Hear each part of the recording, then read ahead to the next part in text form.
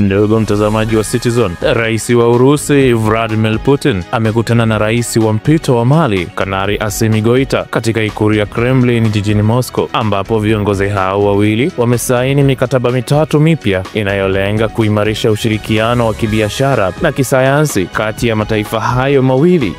Mikataba hiyo ni pamoja na kuanzishwa kwa tume ya pamoja ya serikali kuu kwa ajili ya biashara na ushirikiano wa kisayansi, pamoja na makubaliano kuhusu misingi ya mahusiano ya pande mbili na matumizi ya amani ya nishati ya nyuklia. Nyaraka hizi bila shaka zitaimarisha msingi wa kisheria wa ushirikiano wetu, alisema Rais wa Urusi Vladimir Putin, akisisitiza uhusiano wa muda mrefu kati ya nchi hizo mbili ambao umejengwa kwa misingi ya uaminifu na ushirikiano wa dhati. Kwa upande wake, Rais Goita alieleza kuwa Mali inaendelea kupata mafanikio ya wazi kutokana na uhusiano wake wa karibu na nchi ya Urusi katika nyanja muhimu kama usafiri, usalama, utamaduni na nishati. Leo tunatambua kuwa tuna ushirikiano mzuri na shirikisho la Urusi. Tunapata matokeo chanya. Hili linaonyesha ufanisi na uaminifu kati ya nchi zetu, alisema Goita. Kabla ya kukutana na Rais Putin, Goita alilaza shada ya maua